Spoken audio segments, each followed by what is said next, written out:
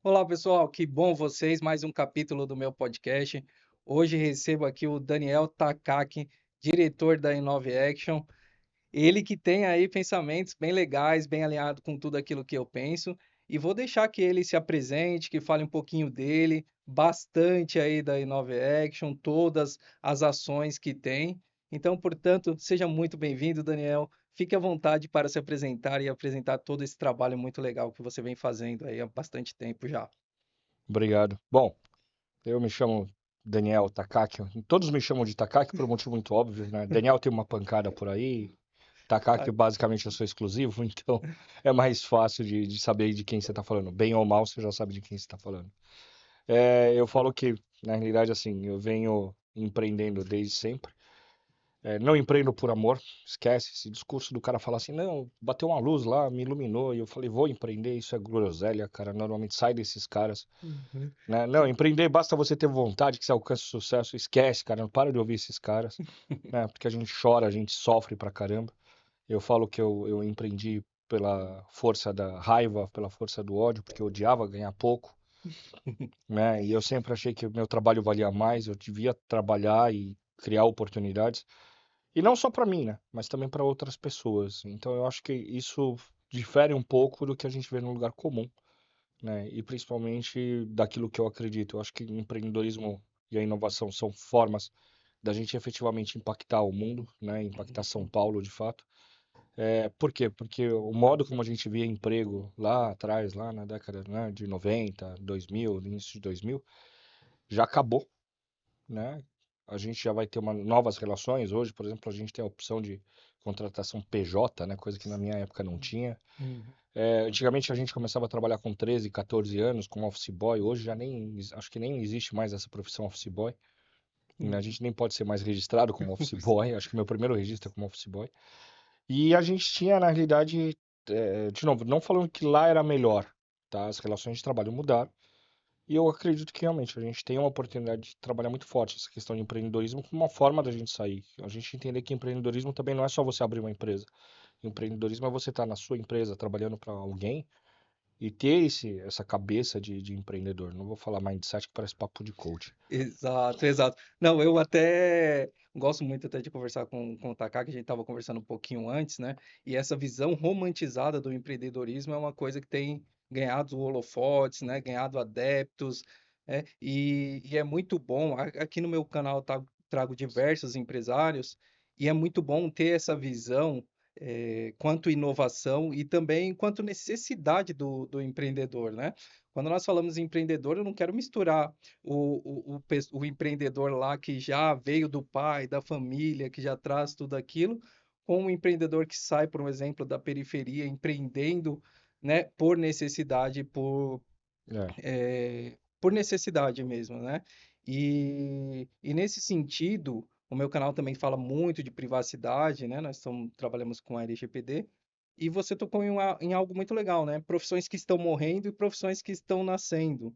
É como que a gente consegue, através das novas profissões, trazer oportunidades, principalmente para esse segmento que a gente se preocupa mais, né? Com quem tem mais necessidade. A inovação, como ela tem ajudado principalmente as pessoas mais vulneráveis, Daniel? Olha, eu falo que hoje o maior central para você aprender alguma coisa é YouTube, Legal, né? Parece, legal. né, ver, Uhum. por exemplo, o seu caso, que tem aqui um canal fantástico, né, tentando levar um pouco mais de realidade, né, e jogar uma luz em cima dessa questão, dessa bolha sobre empreendedorismo e inovação. Eu acho que é fantástico o que você está fazendo, e é justamente por isso que eu aceitei o convite, né? Eu acho muito importante a gente falar isso, porque existem sim vários canais que são interessantes para você aprender a parte técnica, né, do negócio. Mas a parte emocional, que quer dizer, poxa, você tem que ter responsabilidade para com o seu dinheiro, você tem que ter responsabilidade com sua saúde, com as pessoas que estão do teu lado, sabe, com as pessoas que estão trabalhando com você, não só para você, mas também com você, faz toda a diferença. A gente tem muito essa visão romantizada e aí a gente fala, né, sobre essas profissões do futuro, mas eu sempre falo, o cara que vai se destacar é o cara que tem a cabeça de empreendedor, né? Ele não precisa necessariamente estar com uma empresa constituída, ele precisa ter cabeça de empreendedor, né? Ele precisa estar lá focado em, poxa, olha, a minha carreira Eu sou empreendedor da minha carreira, eu sou empreendedor da minha vida, né? E de novo, por favor, não confundam isso com papo de lorota, tá? Mas Uhum. não vou falar a profissão que eu vejo, Sim. né? Assim, respeito muito, tem caras muito bons, mas assim, infelizmente deu uma gourmetizada demais. E aí você tem muito cara aí faz cursinho aí de um fim de semana e acha que já é profissional, né? Tem que tomar cuidado com isso. É, mas assim, a gente tem que tomar muito cuidado porque tem gente muito boa no mercado. E se a gente encarar que nós somos profissionais, né? Nós somos empreendedores da nossa carreira e da nossa vida, a gente passa a ter uma responsabilidade diferente, Uhum. né? Por exemplo, a gente estava conversando mais cedo, né? A pessoa que sabe que o vendedor de água, né? Que sabe Exato. que ele tem que faturar, por exemplo, se ele tiver lá 4 fardos de água por dia, ele vai faturar uma média ali uns R$ 100 por Uhum. dia. Se ele juntar, o que ele, sei lá, que ele fature R$ 50 por dia, né? Morando Uhum. na rua, por exemplo, em situação de rua. Se ele tiver numa situação de rua, né, e faturar R$ 50 por dia, desde que ele não coma em lanchonete na primeira semana, ele consegue, Uhum. quer dizer, potencialmente ele pode vir a conseguir, né, um abrigo para estar morando em muito pouco tempo, né? De novo, tem que ter um planejamento, tem que ter uma cabeça focada nisso e tem que saber como trabalhar. Eu vejo muitos motoristas de Uber ganhando mais do que muito executivo de startup por aí, né? Sim. E como é que ele ganha? Simples, ele tem foco. Ele fala, cara, eu preciso faturar R$ 150 todo dia, R$ 200 todo dia. Se ele faturar R$ 200 todo dia, em 6 meses, são R$ 6.000. Sim. Não, em um mês, Em um aliás, mês, desculpa, em exato. 30 dias são Uhum. R$ 6.000. Ah, mas ele vai. Não, cara, se ele souber dosar, né? Às Uhum. vezes tem momentos que tá mais quente, né? Mais cheio de, Sim. de movimento. Ele vai trabalhar um pouquinho a mais para poder folgar nos dias que estiverem mais tranquilos, né? Porque existe essa sazonalidade. Mas se ele encara isso realmente, ah, não, mas eu sou autônomo, então, hoje eu tô com preguiça, amanhã eu tô com preguiça. Quer dizer, uma hora ou outra essa preguiça vai cobrar dele Sim. esse sucesso ou não, né? Dentro da Uhum. empreitada que ele tiver. Então, Uhum. a cabeça de empreendedor, ele ter ali foco em ser um empreendedor na carreira dele é importante, independente do que ele faça. Sim, legal. Eu achei interessante você falou da cabeça de empreendedor, mas também falou de uma consciência financeira aí, né? Eh, Quando eu levo essa consciência financeira de fato para regiões onde as pessoas têm pouco estudo, fica mais complicado. Como é que eu levo essa consciência financeira, né, para essas pessoas? Você trabalha bastante com inovação, então eu sei que se alguém tem a resposta é você. Como é que eu consigo levar a consciência financeira para as pessoas que nascem num mundo de necessidades, né, que não são supridas? Vai parecer bastante frio o que eu vou falar, né? Tá. E eu não tenho resposta de nada. Quem dera Uhum. eu tivesse, poxa, seria tão bom. Provavelmente estaria lançando livro e ganhando alguns milhões. Aí eu abrindo um podcast aí pra falar groselha, que nem alguns fazem. Mas pra parar de criticar os outros. É um defeito pessoal, cara, e eu tenho esses defeitos. E eu acho que isso é fundamental, a gente entender quais são os nossos defeitos, né? Consciência financeira, você tem que entender que tudo que você fizer tem consequência. Uma cerveja a Uhum. mais, uma cerveja todo dia, R$ 10 a mais, R$ 10 todo dia vai R$ 300 no final de um mês, né? Já Uhum. daria para pagar a conta de água e a conta de luz da maior parte da população brasileira e ainda sobrava alguma coisa, né? Dava para Uhum. comprar 2 pacotes de arroz.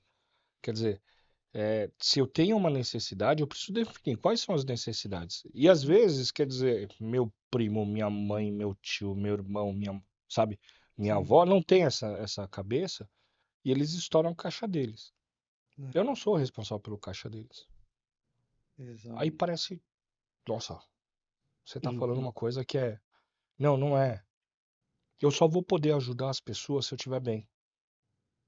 Ajudar de verdade, Uhum. tá? Não é Sim, só tapar buraco. buraco. Uhum. Ajudar efetivamente, tá? De colaborar com o crescimento das pessoas se eu estiver bem. Se Uhum. eu não estiver bem, como é que eu vou ajudar? Quer dizer, eu tô tirando de um buraco e colocando para outro, né? Tô tirando de um Uhum. lugar, abrindo outro buraco para tampar o buraco que outras pessoas abriram, Sim, né?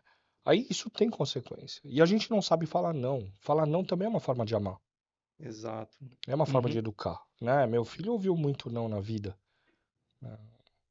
Quem dera eu pudesse falar sim para tudo que ele queria e ainda assim ele seria um garoto mimado ou mal educado, se eu falasse só sim, né? A gente precisa falar não, inclusive para nossa família, né? Uhum. Minha mãe adorava uma cervejinha, meu caro, putz, como ela gostava. Meus irmãos adoram uma cervejinha. Uhum. Eu não bebo. Sim, Digo, né? bebo socialmente, mas eu tomo esse cuidado de Sim, saber o sim. quanto eu gasto, sabe? Exato, não o problema da cerveja, né? O controle financeiro, o controle de situações, uma visão mais à frente, né, das situações, é o que você falou, causa e efeito, né? Não tem como você gastar e conseguir objetivos a longo prazo, né? Então, o que eu vejo, e até foi falado quando nós conversamos diversas vezes, né? A possibilidade de se abrir portas, né? Mas aí, se a pessoa vai passar pela porta, se ela vai entrar nessa porta e depois dessa porta ela vai se comportar de maneira efetiva, já é responsabilidade delas, né? E nessas maratonas, ideatons, tudo que você tem construído, com certeza abriu aí bastante portas. Como de fato vocês têm aberto portas, para as pessoas nesse seu trabalho? Olha, existem várias maneiras. E eu falo sobre abrir portas da maneira mais simples possível, porque eu acho que é a que todo mundo vai entender. A gente abre a porta, a decisão de passar ou não por ela é de cada um. A decisão de ficar nesse lugar ou não é de cada um. O que eu tenho que fazer, eu tenho a obrigação de fazer, por exemplo, nos hackathons e novatons que a gente faz, é garantir que seja um ambiente seguro e confortável. E confortável quer dizer que você não se sinta excluído daquele ambiente, pelo contrário, que você se sinta acolhido. Então, por exemplo, nós fazemos hackathons lá no Green Hub com a participação da DeSampa e tudo mais, são grandes parceiros, é, e é um lugar lindo. Sim. E eu tenho muita gente de periferia que vai para lá. Uhum. E eu tenho que garantir que ele se sinta à vontade. Isso é importante, né? E as pessoas se esquecem disso. Ah, não, mas tá lá, é legal. Não, não é só isso. Sim, E a dificuldade para chegar lá também. exato. Aí o pessoal, mas é central, é fácil, não é perto do metrô. Não é isso. Existe uma dificuldade financeira. Recentemente nós tivemos uma menina lá que durante o evento, enquanto ela estava lá, a mãe dela ligou e falou: olha, não volta para casa hoje, porque tá tendo um tiroteio aqui perto. Né? Aí a gente foi se virar para conseguir uma situação para que ela pudesse se acomodar na casa de alguém, né? Para justamente ter esse respaldo. Então, assim, da mesma maneira, hoje os nossos hackathons, os nossos hackathons, os nossos eventos, eles são altamente inclusivos, né? Então, Uhum. para você ter uma ideia, os nossos números hoje, eu tenho 44%, mais ou menos 44, 46% de mulheres cis em todos os nossos eventos. No evento de tecnologia, basicamente, ou de inovação, tem prioritariamente homens, assim. Esse é o lugar Exato. comum que a gente vê. Uhum. No nosso, eu chego a 44% de mulheres cis autodeclaradas. Em paralelo, eu tenho 43, 42, 43% de homens cis também. E o restante, 12 a 15% de LGBTQIAPN+. Por quê? Porque a gente também se preocupa. Os próprios mentores são, né? A gente Uhum. também tem essa questão. Negros e pardos, a gente chega a ter 52% de negros e pardos participando dos nossos eventos. Em Uhum. alguns lugares a gente tem a 65%. E eu não faço evento exclusivo, nem campanhas exclusivas para, tá? Mas por que que a gente atinge? Porque a minha principal facilitadora, que ajuda, que coordena o evento, por assim dizer, é uma Uhum. mulher negra periférica 50 a mais, mãe Uhum. de dois jovens negros. Então aí você fala assim, poxa, mas não é. Como é que eu falo de inclusão? E as pessoas têm esse costume de falar de inclusão, de abrir portas, de dar oportunidade, as empresas falam sobre isso, mas quantas efetivamente criam um ambiente seguro em que ele se sinta representado? Aí, além disso, a gente tem, além da facilitadora, além né, dos próprios participantes, para você se sentir bem à vontade, você tem que ter aqueles, vou falar, exemplos. As pessoas que acabam servindo de exemplo para você falar, poxa, eu posso chegar lá. Então, o que que acontece? A gente tem um número igual de mulheres, Uhum. chego a ter 50% de mulheres participando, cis, tá? Eu tenho sempre os meus 5 a 10% de Uhum. LGBTQIAPN+, Uhum. né? E eu tenho os outros 45% de homens cis. E a gente tem uma vantagem. Sim. Eu tenho 54% em média de mentores negros e pardos. Hum. E nenhum tá por, ah, não, pô, vou colocar para completar um número porque esse número é bonitinho. Não, não, não. Todos eles estão por capacidade. Porque são pessoas incríveis, porque têm conhecimentos incríveis, têm experiências incríveis. Então eles servem de exemplo também para quê? Para que você se sinta à vontade. Porque eu vou falar, eu acho muito estranho. Eu participei, por exemplo, de um hackathon, de um movimento ligado Uhum. mais a essa questão de afirmação, né? Sim. Da cultura. Desculpa, Uhum. não sei qual a Sim. palavra certa usar aí. Corta 5 segundos. Não, pode Deixa eu te ficar perguntar, tranquilo. como é que se fala isso? Porque é do movimento Black Money, cara. É da cultura negra, não é de cultura negra, não é de Não empoderamento tem, negro. não tem um modo correto de falar, mas Tá, eu vou. vamos lá, Vamos vamos lá, lá. vamos lá. Sem problema. Tá. É, que senão já viu, né, cara? Meu, pra ter gente enchendo a cabeça é um, dois. Fique à vontade. Tá. Então, assim, eu participei recentemente de um evento, né? De afirmação, né? De um movimento em prol. Eu participei recentemente de um hackathon Uhum. em que eu era o único oriental. Sim, E aí realmente ficava parecendo que você era o ponto de referência, né? entendo. E aí Uhum. aí você percebe que às vezes por estar lá não é seu lugar, ou Exato. você não se sente tão confortável. E se eu transformar isso numa situação em que você tá lá na Faria Lima, tá na Paulista, tá em Pinheiros, né? Será que você se sente à vontade? Será que você de Heliópolis se sente à vontade? Será que você de Paraisópolis se sente à vontade? De São Miguel Paulista? Né? Então eu tenho que entender isso também. Será que existe um sistema de acolhimento minimamente planejado? Quer dizer, eu vejo às vezes empresas falarem de receber bem, de ter diversidade e inclusão. O cara vai lá, de repente trabalha numa grande empresa. Só que ali perto, na região onde ela está localizada, um prato, um PF custa 40, 50 reais. Sim. E a turma do trabalho vai nesse lugar de 40, 50 reais. E a gente está acostumado a pagar 15 aqui. Será que eu estou pronto para isso? Será que esse lugar está preocupado se eu realmente estou sendo bem acolhido?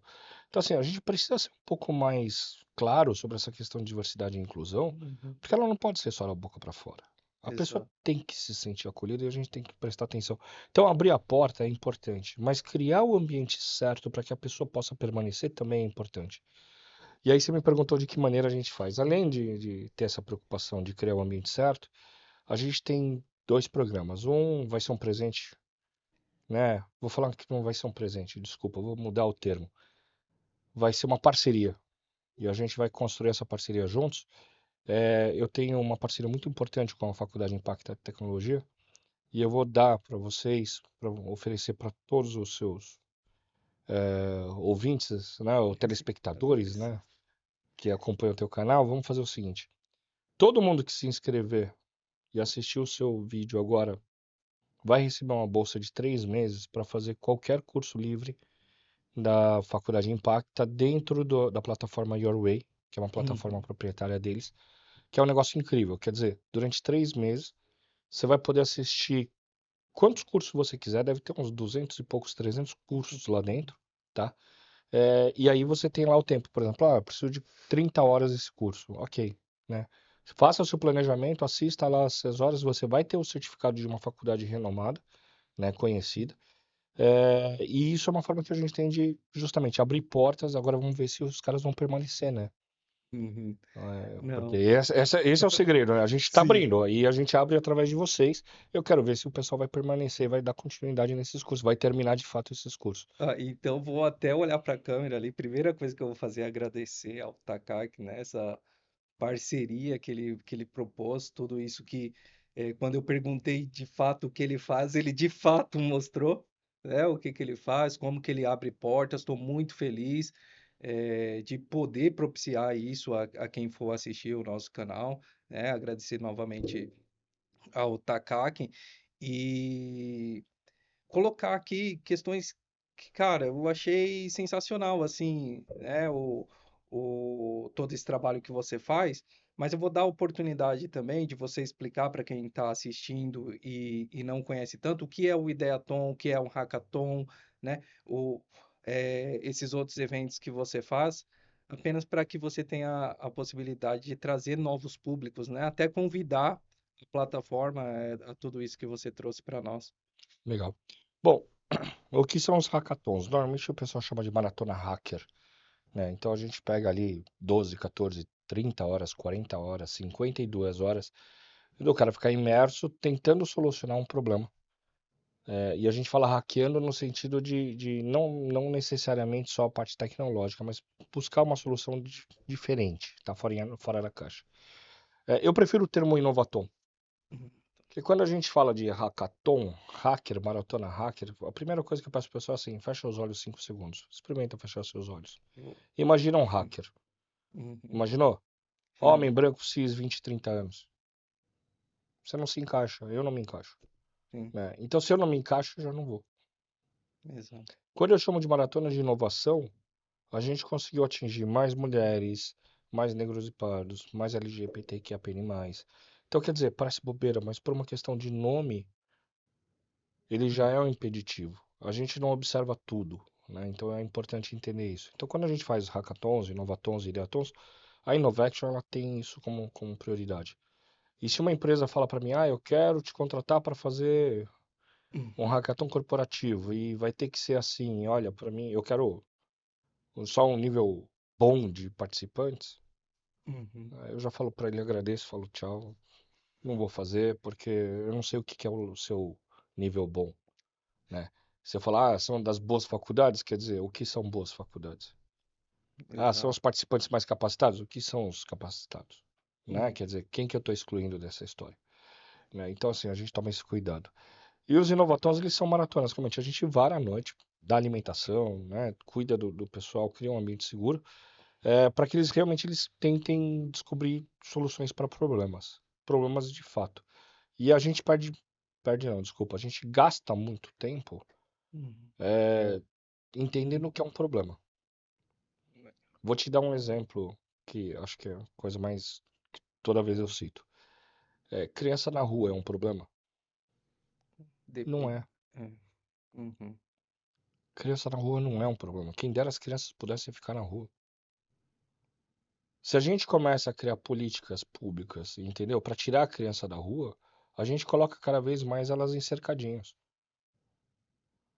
Uma mãe, numa situação de vulnerabilidade social, que de repente chega lá, a criança já sabe abrir a porta, já sabe mexer no fogão. Mexer quer dizer mexer, não Então, manusear um fogão, manusear. tá? Uhum. Ela deixa a criança como? Aí Uhum. ela trabalha, sei lá, das 6 horas da manhã, então ela tem que pegar o ônibus às 4h30. E aí volta, sai lá às 6 horas da tarde, tem que sair, chegar lá, que horas que ela chega em casa? 10 horas da noite? Aí ela deixa a comidinha pronta pro filho, ela, realmente a vida dela é aquele filho. Aí ela não pode deixar a criança na rua, porque senão ela tá desamparada, né? E aí o que ela faz? Ela amarra a criança, prende na cama, sei lá, ou na geladeira. Ou às vezes nem tem uma geladeira, mas amarra em algum lugar. Só pra deixar ela mais ou menos cercada, ou literalmente põe uma grade ou alguma coisa. Quer dizer, aí a cárcere de menor, ela vai presa e a criança é tirada Aí vem a pergunta, tá, quem tá errado? A Sim. justiça por lidar disso? Ela não tem, mas ela deveria estar numa creche, deveria. Tem creche. Uhum. Então, quer dizer, o problema não é se a gente fica lidando com paliativos, com sintomas, Uhum. né? A gente precisa aí de fato entender qual é o problema. O problema é a violência que essa criança pode sofrer na rua. Um carro em alta velocidade de um cidadão de bem, por assim dizer, como o pessoal fala, em alta velocidade é uma violência. O cara que passa, um motoboy que passa no sinal vermelho a milhão, é um problema, é uma violência contra essa criança. Por quê? As chances de um atropelamento, de tudo mais, aumentam significativamente, Uhum. né? Então essa criança não pode ficar na rua. Não estou nem falando das violências que Sim, todo mundo fala, sim. quer dizer, do tráfico, né, da Uhum. violência física, né, Sim. dos abusos que ela pode sofrer, tudo mais. Estou falando das coisas que muitas vezes os próprios chamados cidadãos de bem cometem porque estão irritados lá naquele dia, porque está atrasado para buscar o filho na escola, está atrasado para não sei o que lá, resolve fazer uma ultrapassagem perigosa e tem uma criança na rua. E aí? Né? O problema não é a criança na rua. O problema é a violência que ela pode receber. Uma criança de 5 anos no Japão vai sozinha para a escola. Aí você fala, mas é no Japão. Por que eu não posso querer o melhor para cá?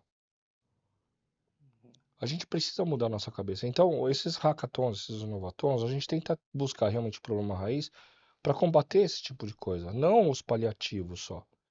Não só o que tem de sintomas ao redor. As pessoas têm muito costume de combater sintomas. Sintomas, combater sintomas é legal para a gente poder solucionar problemas e aparecer na mídia, Sim. né? Vou dar um exemplo. Você paga melhor para quem? Para um médico que você vai lá e fala, tô com dor de cabeça, ele te receita um Anador. Aí no dia seguinte você vai lá de novo, pô, continua com dor de cabeça, ele te dá outro remédio. 3, 4, 5 dias, ou para aquele que já no primeiro dia fala, vem cá, vamos fazer uma ressonância, Uhum. que vai atrás realmente da tua doença, né? Então as pessoas ficam só no superficial e aí não conseguem descobrir. E é engraçado porque na hora que você descobre o problema de fato, a solução parece óbvia. Só que, de novo, a gente tem preguiça. Preguiça. Tô falando isso nacionalmente, e não é só aqui, tá? É no mundo inteiro. A gente Uhum. tem preguiça de se aprofundar. Eu acho que é importante a gente entender que se a gente quer solucionar problemas de fato, a gente tem que ir mais a fundo. A gente tem que largar a mão de estar no nosso lugar de conforto e buscar mais a fundo, né? É um convite à reflexão, né? Mais do que uma entrevista, um convite à reflexão, é a gente pensar de forma mais ampla.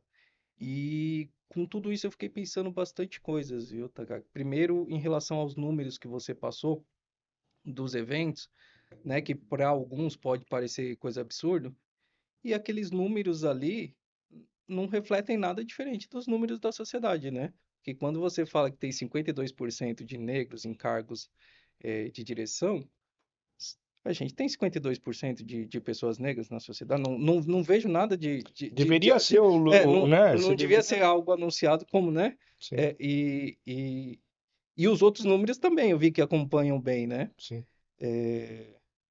E outra coisa que eu achei e fiquei também pensando bastante sobre o que você nos trouxe é que me parece que cada pessoa traz projetos de melhorias individuais, né? Sim. Para conseguir chegar no que você propôs, de olhar a fundo o problema, a gente tem que começar a pensar mais no coletivo, né? E quando eu falo coletivo, é coletivo que inclui todas as pessoas dentro do problema, né? Não é o coletivo da Zona Sul, o coletivo da Zona Leste, o coletivo, né? Parece que enquanto um tiver com problema, não vai estar bom para ninguém, É, né? Parece que é por aí, o convite que você nos traz a pensar. eu vou falar o seguinte, eu brinco que quem, gente feliz não enche o saco. Uhum, sim. Não sei nem se pode falar isso, né, no canal, mas vamos lá, gente feliz não dá dor de cabeça, tá? Quer dizer, às vezes o coletivo é importante, mas de novo, se você não estiver bem, você não consegue pensar e nem ajudar os outros. Toda transformação começa com você. Não adianta o cara falar pra mim, eu tenho um monte de amigo Faria Limer lá que vira pra mim, ah, Uhum. quero mudar o mundo. Eu falo, cara, tá, o que você quer fazer? Ah, queria montar uma ONG, um negócio social pra gente começar a ajudar, e aí eu vou colocar lá, vou começar a plantar árvore lá, e a gente devia fazer isso pra Amazônia. Aí você fala, legal, cara, você já plantou uma árvore? Não, Uhum. né? Sim. Ah, vou distribuir comida, Uhum. né? E aí ele distribui comida, ele vai lá, leva no centro e tudo mais. Não, não que eu critique esse pessoal, Sim, tá? sim. Mas Uhum. é ok. E aí, a sua auxiliar de casa, a sua secretária do lar, né? Uhum. O que a gente chama de empregada doméstica. Você paga 13º pra ela? Você registra ela? Você paga um mínimo, assim, um salário decente? Normalmente não. Então a gente precisa ser um pouco, largar a mão de ser hipócrita, né? Quer dizer, você arruma a sua cama? Não, não arrumo minha cama. Tá, então você quer mudar o mundo? Tá, ok, Uhum. né? Eu sempre carrego uma garrafa, né, comigo. Na medida do possível eu abasteço ela. É, sempre também, quando ela tá vazia, eu acabo pegando, comprando em algum lugar, né? Isso quando eu não pego alguma coisa que tem. Quer dizer, sou ambientalista por conta disso. Eu falo que eu sou ambientalista não xiita, né? Não Uhum. radical. Uhum. A gente tem que ter consciência também, né? Quer dizer, são pequenas ações que fazem para que a gente mude alguma coisa. E eu acho que essa reflexão ela vem disso, né? Quer dizer, a gente começa lá, os problemas que a gente tenta de solucionar no hackathon, no Inovaton, mesmo que seja um problema com foco em criar uma startup, com foco em Uhum. criar uma empresa, Essa dor tem que vir de você. Você tem que entender o máximo essa dor para entender que existe uma oportunidade de mercado. E, Hum, cara, na boa, não tem problema de você ganhar dinheiro num negócio social. Não vejo problema nenhum. Não vejo nenhum problema de você ganhar dinheiro numa ONG.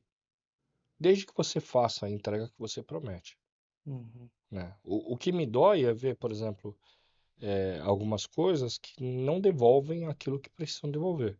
E aí a gente abre espaço para alguns radicais criticarem, por exemplo, o papel do terceiro setor ou das ONGs, né? Criticando abertamente, né, ONGs e terceiro setor, falando que não entregam nada. E aí mistura tudo no mesmo balaio, né? O cara uhum, bom, o cara ruim, o cara mais ou menos. Né? Da mesma maneira a gente vê. E essa mistura de mania de pessoal de misturar tudo no mesmo balaio é perigosa, né? Porque é a mesma coisa a gente falar, ah, não, poxa, a gente tem o crime organizado dentro de uma comunidade, tem, então todos eles não prestam. Não é isso, uhum, né? A gente tem crimes maiores, né, na Faria Lima. A gente uhum, estava comentando agora sim, de um pessoal aí de uma rede de varejo ali que, poxa, desviaram quanto? Comprovadamente na primeira vez, né? Já exato. quebraram um banco, já fizeram isso com uma marca de ketchup famosa. E tão aí, cara. Então aí, E todo mundo ainda bate palma pros caras. O cara tem uma fundação que eu acho, né, um trabalho extremamente relevante o que eles fazem, mas o quanto disso também tem a ver com usar o dinheiro dele mesmo para poder aplicar uma coisa que leva o nome dele, quer dizer, uhum, né, a gente também tem um lado ali que a gente precisa pensar, né? Eu acho que os profissionais que estão lá são envolvidos, tá tudo bem, são caras incríveis, conheço muita gente fora de série que trabalha, mas tem os enrolados também, em todo lugar tem, né? A gente não pode colocar, achar que todos eles são bons ou são ruins só, né? A gente tem bons policiais, a gente tem maus policiais, a gente tem bons médicos e maus médicos, né? E a gente tem boas e más pessoas. A gente não pode colocar e achar que todos eles são, em sua maioria, ruins, né? Em sua maioria, na realidade, eu acho que todo mundo é bom, sim. né? De alguma maneira, né? Quer dizer, e aí eles acabam se corrompendo por tendência, por necessidade, sim, por necessidade às vezes, ou simplesmente por ganância. Mas eu acho que a gente tem que tomar esse cuidado. E eu acho que a maior reflexão que a gente tem dentro dos hackathons é isso, de entender de fato o que é um problema e buscar uma solução um pouco mais palpável, o que minimiza muito a quebra de empresas e a quebra de muitas vezes de negócios. Takaki, então, para a gente concluir, você colocou bastante coisas muito legais, né? O modo de pensar de empreendedor, para as pessoas eh, atravessarem suas limitações, né? Correrem atrás do que é possível, tirando aquela romantização, né? Do empreendedorismo, é diferente para um e para outro, né? Mesmo sendo diferente, vamos correr atrás aí de oportunidades. Você trouxe para nós aí portas, oportunidades que seria muito interessante que fossem aproveitadas e deixou, além de tudo, muito mais que entrevista, convite a diversas reflexões, convite para as pessoas ampliarem mesmo a sua visão de mundo, né? Às vezes a gente fica só dentro da nossa visão de mundo, não consegue observar que existem outras possibilidades, não existe só o certo e errado, né? As pessoas más e boas, né? Até determinados momentos a gente pode variar entre essas duas possibilidades. E eu vou deixar então para você fazer a finalização, deixando aí um recado para empreendedores novos, né? Uma coisa que a gente preza muito no meu canal é não só trazer empreendedores, o nosso canal fala de privacidade, proteção de dados. A gente coloca isso como uma oportunidade para todo mundo. A gente quer levar, né, isso que está crescendo bastante, esse cenário da privacidade, da proteção de dados, como empreendedorismo. Mas eu quero que você que trabalha tanto com inovação, chame as pessoas, né? Que no seu caso, como você falou, veio pelo ódio aí ao baixo salário. Quem está com esse ódio no coração também que aceite o seu convite para empreender. E aí já pode concluir a nossa live. Tá. É, primeiro eu quero agradecer, eu acho que é fantástico o trabalho que você faz aqui, né? Eu sei que a gente desviou um pouquinho, né, do tema principal do podcast, mas assim, eu queria agradecer por você permitir que a gente viesse, que eu viesse aqui e apresentasse isso, eu acho fantástico. O trabalho que você tem realizado é incrível, mas principalmente eu preciso agradecer também a toda a equipe do TEIA, da DESAMPA, né? Eu acho que é importante a gente ressaltar esse trabalho que está sendo realizado aqui né, principalmente nos TEIAs, de ter esses espaços, né, de podcast, essa coisa toda, foi um projeto novo que eu acompanhei lá no início, acho que é legal a gente falar disso, porque mostra que essas pequenas ações, que parecem pequenas, mas abrem portas para novos empreendedores, como o teu caso, fazendo esse canal, né? E eu acho que é isso, assim, você teve uma oportunidade, você viu uma oportunidade, você se adentrou. A maior parte das pessoas veem as oportunidades e deixam passar, né? E depois reclamam que não tiveram. É muito fácil. A gente já deu uma oportunidade para todo mundo, falando sobre o lance do Your Way, né? Sim. Aí eu vou falar que essa daqui é a oportunidade de curto prazo, ou seja, ela tem Uhum. quanto tempo? Umas 2 semanas Duas para ele se semanas. cadastrar. Então, assim, se tiver 20 empreendedores, né, 20 pessoas que queiram fazer os cursos do Your Way, e aí Excel, Word, planilhas, banco de dados, área de TI, tem várias coisas, né? Programação, design, tem vários cursos lá dentro, tá? Uhum. E são cursos livres de uma faculdade, então você tem uma certificação válida, tá? Uhum. Essa é a oportunidade que a gente cria de curto prazo. De médio prazo, vem participar dos eventos da Innovation, né? Vocês estão convidados a participar. Acompanha a gente nas redes sociais, né, dos nossos parceiros aqui. Mas eu vou dar uma terceira. Aí vou falar longo prazo, Uhum. mas não é tão longo assim.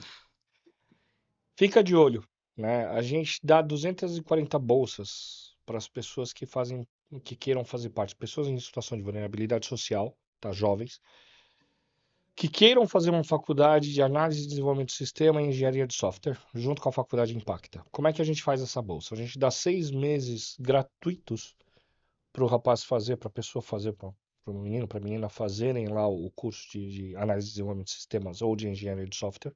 6 meses gratuitos. Depois, se ela tiver empregada, ela passa a pagar a faculdade. Se ela não estiver empregada, ela tem até um ano para estar fazendo essa faculdade. O que acontece? Durante os 6 primeiros meses, a gente pede para o pessoal, né, evitar trabalhar, porque normalmente o curso é de manhã, e aí à tarde a gente tem cursos do que a gente chama de soft skills, né? Sim. Que são, por exemplo, outras habilidades, por exemplo, como se comportar numa entrevista, de que maneira se comportar social, né, e dentro de uma empresa, porque muito jovem hoje não sabe realmente como se comportar dentro de uma empresa. E tudo bem, a gente vai ensinar, né? A culpa não é dele de não ter esse conhecimento, a culpa é nossa de não ter ensinado. Então Exato. a gente se preocupa em estar fazendo isso daí. E a gente dá 240 bolsas. Tem que ser bom? Tem que.